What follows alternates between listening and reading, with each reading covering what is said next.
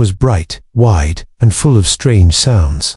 Leaders from across the galaxy sat in a circle. Some had green skin, others had eyes on their hands, and a few floated in the air without moving their legs. This was the Galactic Council, the most powerful group in the galaxy. They made big decisions. They talked about planets, people, and future plans. Today's meeting had a new topic: Earth. One of the council members, a tall alien with golden armor and 4 arms, stood up. "Next on our list, Earth," he said with a smile. His name was Supreme Leader Jotun of the Empire. He looked around. Most of the council members were already laughing. "Earth," said another leader. "That small blue world with the noisy creatures. They call themselves humans," said a floating alien with long silver hair. "But I hear they still use fire to cook." The room filled with laughter again. No one tried to hide it. They thought Earth was nothing special. Just another planet with a few machines and some brave talk. "Do they even know we exist?" asked one. "They believe they are alone in the galaxy," answered another. One leader, however, did not laugh. His name was Karen. He was young, with blue skin and sharp eyes. He watched the others quietly. "They have sent signals into space for over 100 years, Karen said slowly. "They study stars. They build machines that fly." "Cute," Jotun said, still smiling. "Let the children play. They are no threat to us." "But what if they learn faster than we think?" Karen asked. A silence came for a moment. Then another round of jokes began. One leader said humans had only just reached their moon. Another said Earth's biggest weapon was words. Laughter filled the hall again. Even the robots standing by the walls beeped in amusement. Karen did not speak again. He knew they would not listen. Not yet. After the meeting, Karen returned to his ship. He sat by the window and looked at a small screen. It showed Earth, spinning quietly in space. Blue oceans, white clouds, cities glowing like tiny stars. He zoomed in. A dot appeared in the Pacific Ocean, something moving under the water. "What are you hiding down there?" he whispered. Karen opened an old file. Years ago, a report came from a scout ship near Earth. It had seen strange lights. A sound signal came through, but it was never decoded. The report had been marked as unimportant. Karen didn't think so. He tapped the screen and watched again. There was something odd about Earth's silence. Too quiet, like someone waiting in the dark, listening. In a small science center far below Earth's surface, a group of human scientists gathered around a round table. They wore simple clothes and had tired eyes. One of them turned to the others and said, "Signal confirmed." They talked about Earth. They laughed. The room was still. "Should we respond?" asked another. "No," said a calm voice. "Let them laugh. We're not ready yet." "What about the project?" The calm voice replied. "It's moving faster than expected. If the test works, we won't need roads to the stars. We'll simply appear where we need to be." The lights dimmed as a large screen showed a machine deep underwater. It was round, glowing, and humming softly. Back in space, Karen's ship picked up something. A signal. Weak, short, and strange. He listened again. It wasn't a message for the galaxy. It was not meant to be heard. But Karen had sharp tools. He played it again. Slow. Test run complete. Coordinates stable. Next phase begins soon. Karen leaned forward. That was human language. He had learned some of it while studying Earth. He ran a quick check. The signal came from somewhere between Earth and Mars. He set a course. Karen didn't know what he would find. He didn't know what the humans were planning. But he knew one thing. They were not sleeping.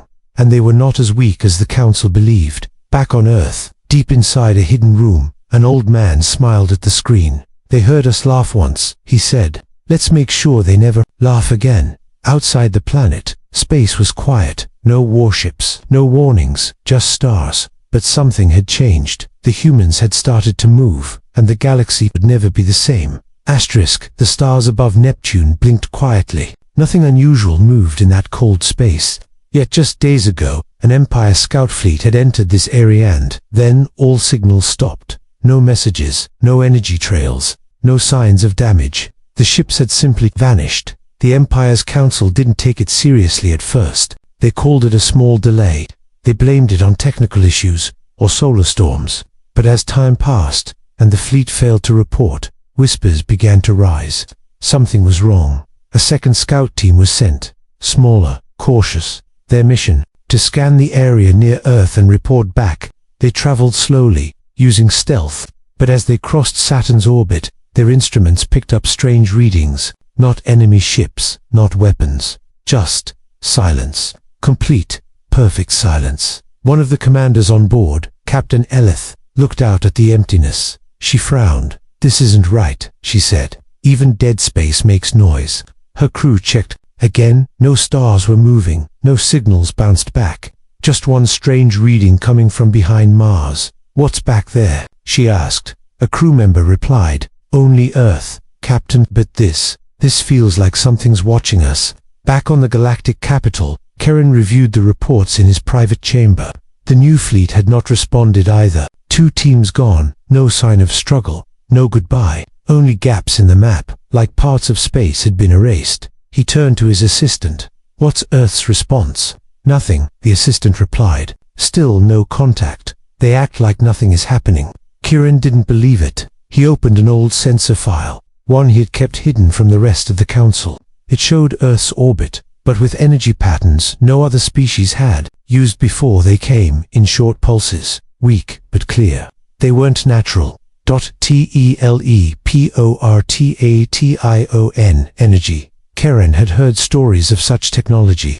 Long ago, some advanced species tried to bend space, but the cost was too high. The experiments were stopped. Now Earth, this small, quiet planet, was showing signs of the same energy. Could they have rebuilt something the rest of the galaxy had given up on? Karen made a choice. He set course for a secret post near Earth's solar system. A lonely station once used for deep space observation. No one had touched it in years. It would be the perfect place to watch Earth quietly. As his ship entered stealth mode and jumped across space, another scene unfolded on Earth. A group of engineers stood inside a large underground room, hidden beneath the ice in Antarctica. Thick walls, cold air, and a single glowing ring stood in the middle of the room. The ring hummed, gently turning, while screens flashed lines of human language and numbers. "Stabilize the core," one of them said. "We're almost ready." Another whispered. Dot on a monitor. An image appeared. Mars. A dark space just behind it. A testing zone. "Phase 2, a voice said calmly. "Start." At once, the glowing ring grew brighter. A sound like wind passed through the room. Then, the light vanished. On the other side of space, Karen's ship shook lightly. His crew looked around in surprise. "Something just moved," the pilot said. "But not in normal space." "Explain," Karen said. The pilot stared at the screen. It came out of nowhere. There was no light, no warning, and now it's gone. Karen narrowed his eyes. "It didn't fly here. It arrived." He opened his personal log and whispered, "They're testing it. Quietly, carefully, and the council still thinks Earth is weak." He knew he was running out of time. Inside the Earth station, a small window on the screen showed what looked like a camera in deep space. A dark object appeared on the edge just for a moment and then vanished. No engines, no trails, just a silent blink. It was a ship. The humans in the room nodded. "It worked," someone whispered. "We did it." Another added, "Now they'll never know where we'll appear next." The leader of the project, a quiet woman with silver hair and a steady gaze, looked at the others and said, "The galaxy believes we are still sleeping. Let's not wake them yet. Let's move in shadows." Karen, now closer to Earth, sat in silence. He watched the data and asked himself a question no one else in the Empire had asked. What if Earth never needed to fight like us? What if they learned something better? He looked at the blue planet in the distance. It looked peaceful, but he knew now that was just the surface. Deep below the oceans, under the ice, behind the clouds, humans were building something, and when they were ready, no one would see them coming. The stars above Earth seemed peaceful, calm, still, but something quiet was moving beneath that stillness, something no other species in the galaxy had dared to attempt in centuries. Karen sat alone inside the old listening post near the edge of the solar system. The walls were dusty, the systems old, but the sensors still worked. He had repaired them himself. He didn't trust the Empire's reports anymore. He needed to see the truth with his own eyes, and now he had it. A single signal, barely a whisper, come from behind Earth's moon. Not a distress call, not a message, just 5 words, repeated once, then gone. Target acquired. Phase 1 ready. Karen leaned closer to the console. His fingers danced across the screen, pulling up past data. Again, those strange energy readings. They were growing stronger, more stable, unlike anything else in this system. He spoke into his private log. They're not just testing now. They've finished phase 1. Whatever that is, they're ready to use it. On Earth, inside a hidden lab, deep below the surface, a man in a simple black shirt watched a screen light up. Dozens of lines appeared, numbers, coordinates, measurements, then a map of the galaxy. One by one, points appeared on the map, locations of major Empire bases. A voice from the back of the room asked, "Are they all confirmed?" "Yes," the man replied. "We've been watching them for years. They never changed their codes." Another screen flickered to life. It showed a long hallway with a strange circular gate at the end, glowing softly. Several people walked around it, checking wires and lights. It didn't look like a weapon. It looked like a door dot. The same man turned to the group. "We're not launching warships. We're not attacking first. We're going to appear, watch, and learn. And if they still laugh..." He didn't finish the sentence. He didn't need to. Back on the listening post, Karen's sensors caught something strange. A human satellite near Jupiter had gone dark but not destroyed, just moved. It had changed position by several thousand kilometers in less than a second. There was no engine trail, no movement detected. It had teleported. Karen stared at the numbers. He ran the scans again. Same result. A solid object had left one place and appeared in another with perfect accuracy. No known species had ever done it like this. He thought back to his training. There were old stories, locked in the Empire's deepest records.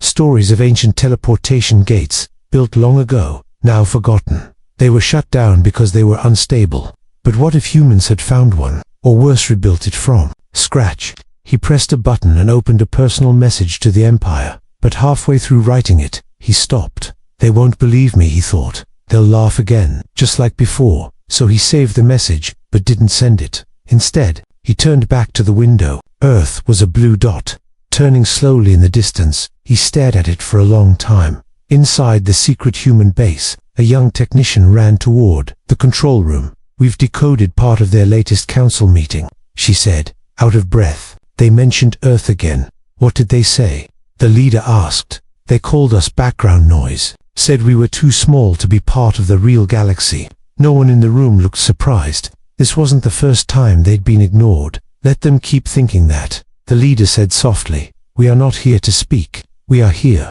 to listen, and when the time comes, we will move, not talk." In another part of the same base, a group of engineers stood before a large screen. It showed a visual simulation of a human ship teleporting inside an enemy system. No alarms, no sound. The ship appeared, recorded its surroundings, and vanished again. It was only a test, but it worked. One of the engineers smiled. They'll never see it coming.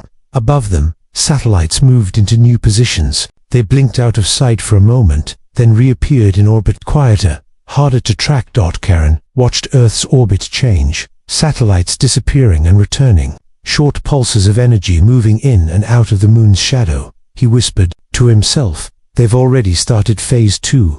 But what truly caught his attention was a sound, not a message but a pattern, a soft hum, hidden within a frequency only deep scanners could catch. He played it back, slowed it down. It wasn't just sound, it was music, a simple tune, a human song. Karen listened, confused. Why send music? Then the words became clear. "We're coming, one note at a time." Karen sat in silence. For the first time, he didn't feel like a watcher. He felt like a student learning from a species that had waited, watched, and now was preparing to step into the galaxy in its own way. And the galaxy, still laughing, had no idea what was coming next. Asterisk, the Galactic Empire's capital planet was known for its giant towers, glowing skies, and thick rings of ships circling above. It was always busy, always loud, always safe. No outsider had ever come close without permission.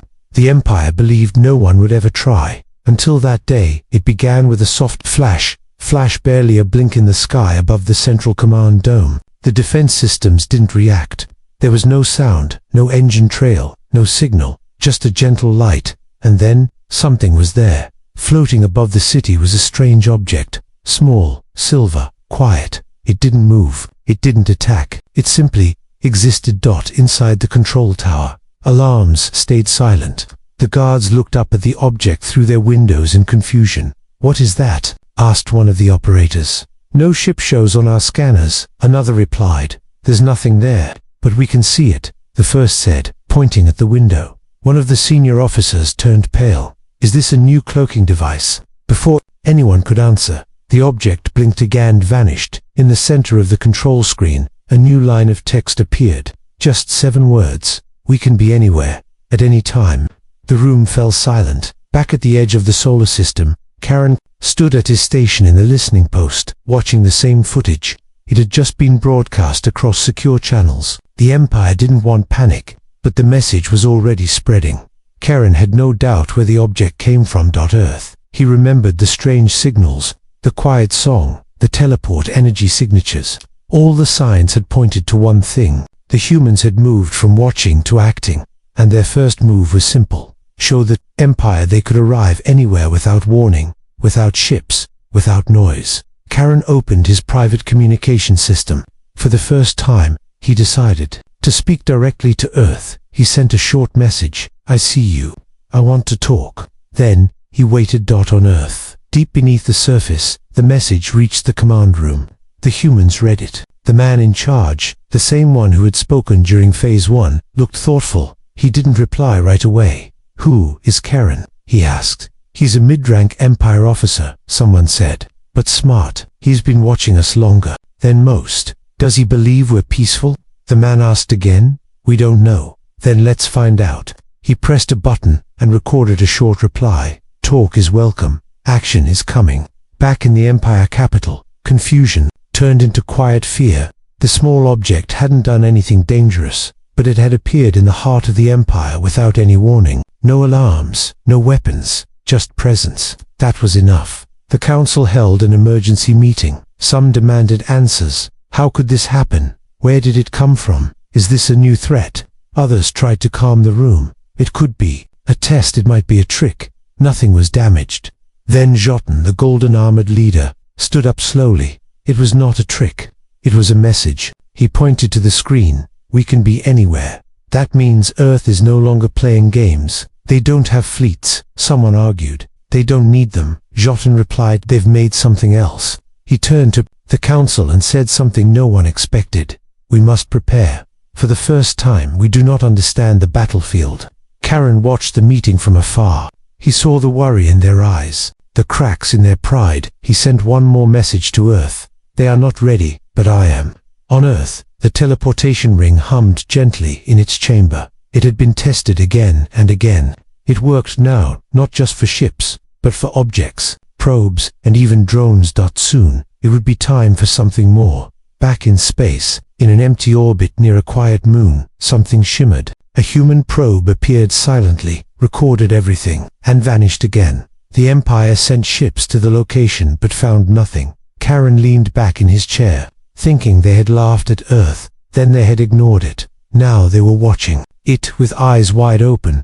But it was already too late, because the humans had already arrived. The stars near the edge of the Empire's space blinked once. Then again, it was quiet out there, a forgotten corner of the galaxy where nothing important ever happened. Patrol ships floated slowly, scanning the usual space routes, watching for cargo vessels or lost satellites. Then, without warning, something appeared. Not one ship, not a fleet, just a shape, sharp, dark, and unfamiliar. It had no heat signature, no engine trail. It didn't match any known design in the Empire's database. The nearby patrol didn't even have time to send a full report before the shape blinked and vanished. 2 minutes later, another object appeared in a completely different sector, thousands of light years away. Then another, then 5 more. They didn't arrive with noise. They didn't come in waves. They appeared like thoughts, one moment, not there, the next, real and present. Across the Empire, sensors started lighting up.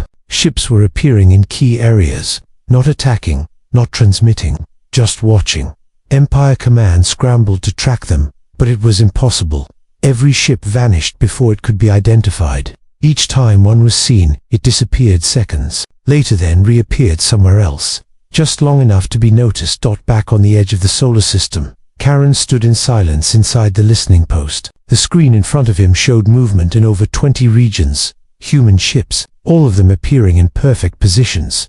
How are they doing this? His assistant asked quietly. Karen didn't answer. He was watching something new. One of the human ships had appeared inside an asteroid field and didn't move. It simply sat there, scanning, listening, as if learning.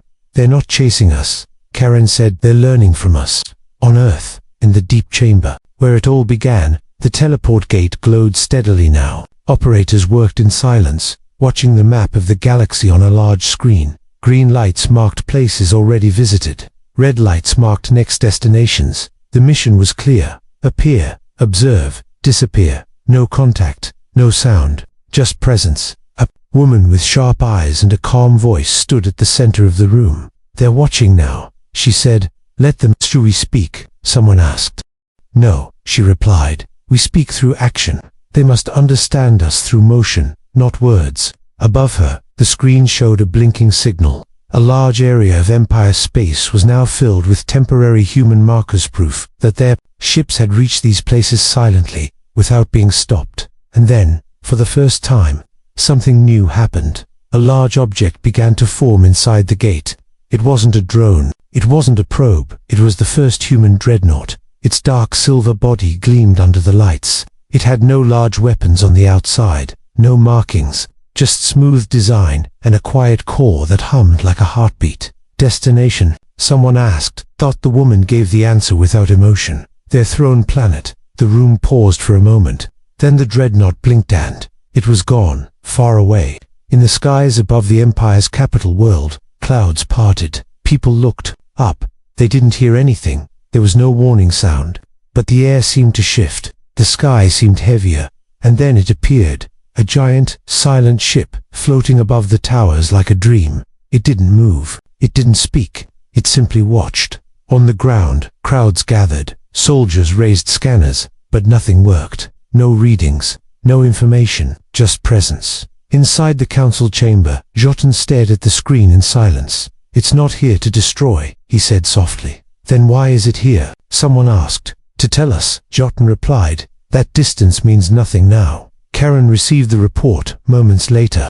He looked at the image of the dreadnought and smiled, not out of fear, but out of understanding. They've rewritten the rules, he whispered. They don't move through space anymore. They move through intent.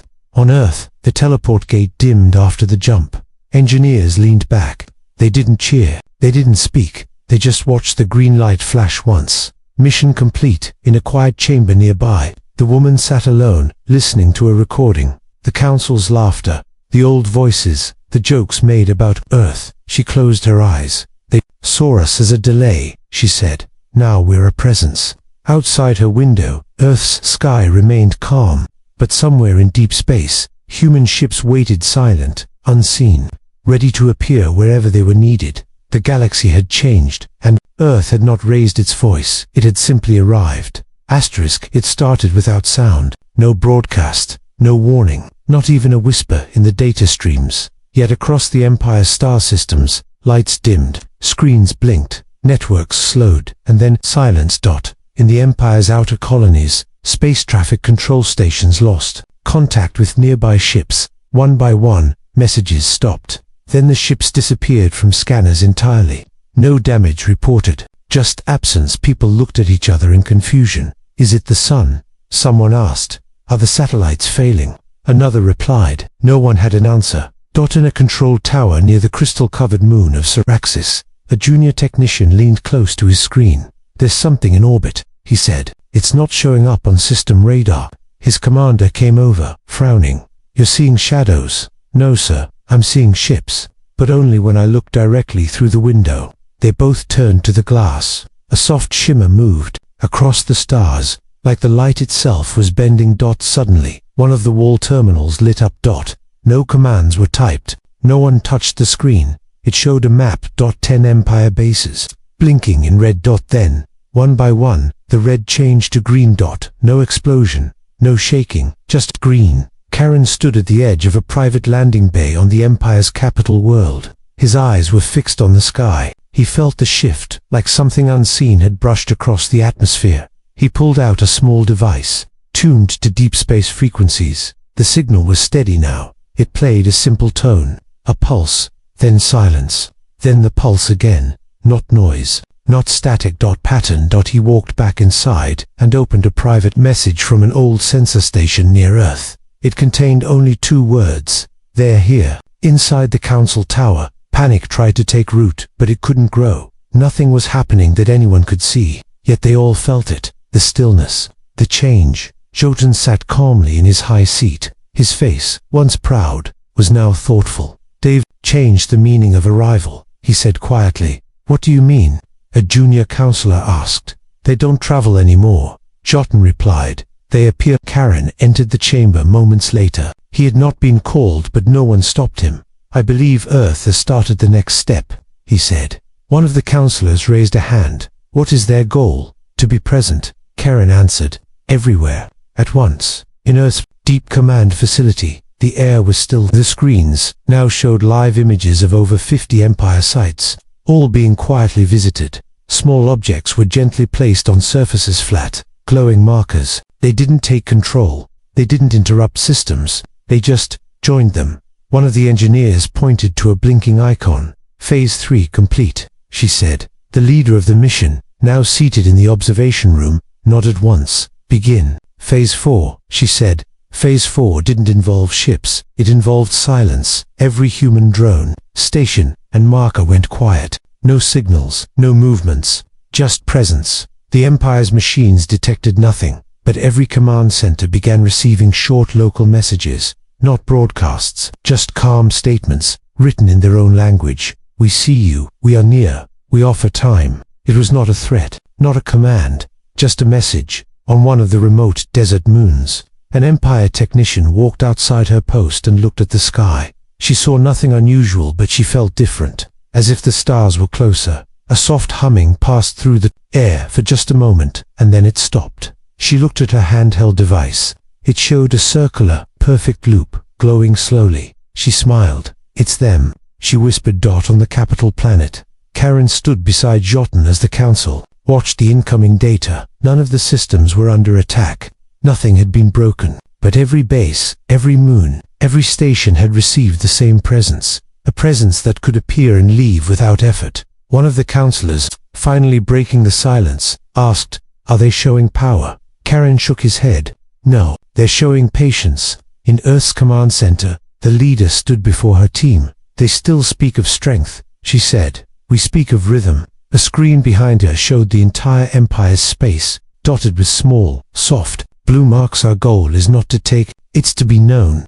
Outside the chamber, a technician whispered to her friend, "Did we win?" The friend answered, "No, we arrived." And somewhere, far away, on a quiet world, where no lights blinked and no scanners reached, a single human device landed gently on the ground. It opened, recorded the wind, and sent a short signal home. They are listening now, and the galaxy listened, not because Earth demanded it, but because Earth was suddenly everywhere, without a sound.